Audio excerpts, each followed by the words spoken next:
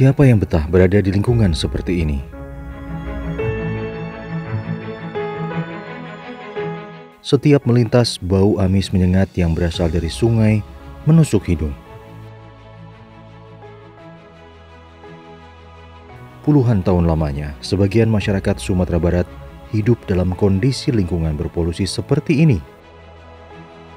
Umumnya, kondisi polusi udara dan polusi air ini dialami warga yang tinggal di sekitar rumah pemotongan hewan sapi.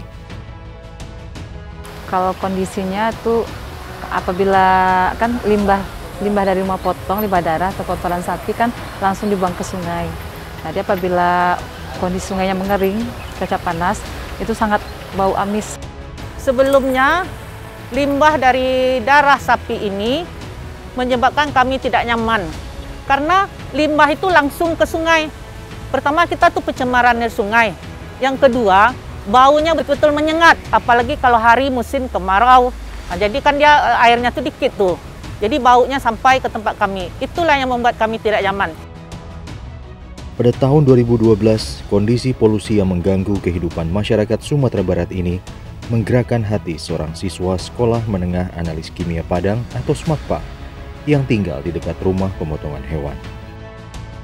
Ia mengajukan masalah ini sebagai bagian dari tugas proyek mandiri lingkungan hidup pada guru kimia analisis terpadu di sekolahnya. Gayung bersambut, Silvi yang merupakan guru mata pelajaran tersebut mengajak siswanya mencari jalan keluar masalah polusi ini. Mereka mengambil sampel limbah darah yang menjadi sumber masalah ini bersama sejumlah guru dan siswa lain, lalu melakukan penelitian di laboratorium SMAKPA.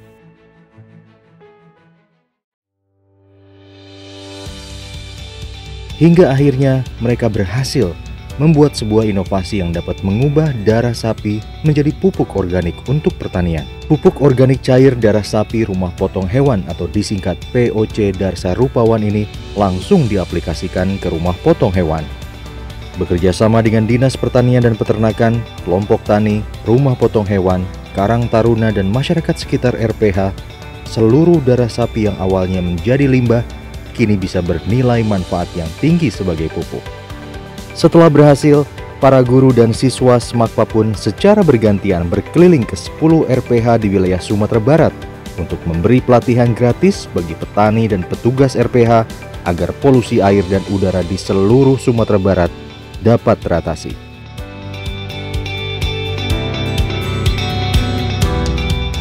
Untuk pembuatan pupuk berbahan dasar darah sapi tidak ada kesulitan karena di sini sumber daya bahannya tersedia cukup banyak dan juga untuk campurannya tidak mengalami kesulitan karena ada tersedia yaitu EM4 sama gula ditambah dengan air, dan respon masyarakat sangat bagus, bisa mengurangi pencemaran dampak lingkungan. Tidak disangka, para petani mengaku pupuk POC Darsa Rupawan juga memberikan nilai tambah bagi hasil panen mereka. Perbedaannya jauh mana? Pertumbuhan anak dari padi tadi itu 5-9 batang. Sedangkan yang pupuk kimia itu standar-standar saja dari dulu, tidak ada perubahan nampak. Setelah padi gadang, yang pupuk organik yang dari SMAKPA itu langsung merunduk. Jalan waktu itu buahnya boneh, kadang-kadang bule-bule langsung bare. Barasih lelai, tangkainya itu barasih. Jadi nampak jauh perbedaannya, tangkainya lebih panjang. 9 tahun berlalu, pemerintah daerah mengaku sangat terbantu dengan inovasi SMAKPA ini. Kita tahu bahwasanya limbah terutama darah ya yang dihasilkan dari RPH ini cukup menyebabkan polusi udara. Namun setelah dilakukan pengumpulan darah ini dan diolah menjadi pupuk, tentu saja polusi udaranya bisa dihindari. Sehingga masyarakat sekitar RPH tidak ada komplain lagi dengan masalah bau yang tidak enak begitu. Sumatera Barat memang termasuk 5 provinsi produksi daging sapi terbesar, yakni 20.698 ton per tahun.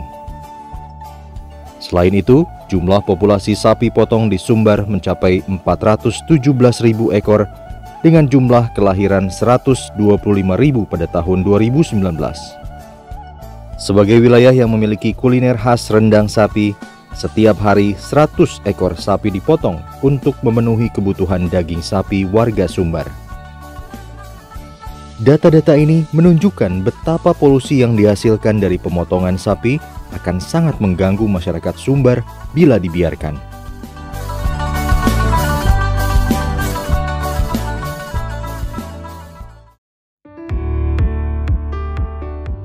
Satu liter darah sapi yang dicampur dengan komponen lain menghasilkan 20 liter pupuk organik dengan kadar yang meningkatkan unsur hara tanah. Dengan demikian, POC Darsa Rupawan mampu mengurangi limbah darah sapi yang dibuang ke sungai dan meningkatkan kelestarian lahan pertanian.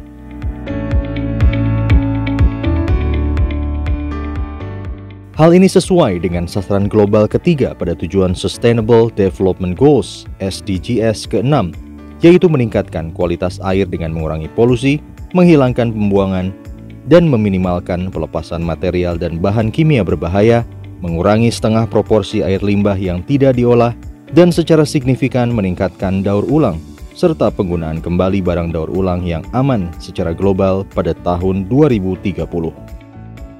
Bagi Semakpa, inovasi publik ini sejalan dengan visi dan misi Semakpa yang berwawasan lingkungan. Maka tak heran jika proyek-proyek dengan basis berwawasan lingkungan terus diberikan kepada siswa agar melatih kesadaran dan kepedulian siswa. Berada di sekitar pemukiman di mana ada RPH-nya. Nah, di sana mungkin sering ya mencium bau yang tidak sedap, kemudian sungainya kelihatan setiap pagi dipenuhi ada darahnya mungkin. Di jam-jam pemotongan ya, mungkin itu agak mengganggu. Akhirnya terbesit dari situ. Dia bilang, bisa nggak Bu kita angkat? Ayo kita coba gitu.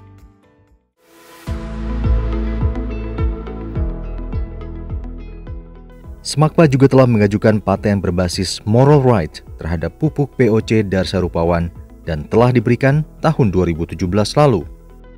Kini, sungai-sungai di sekitar RPH mengalir bersih dari darah sapi.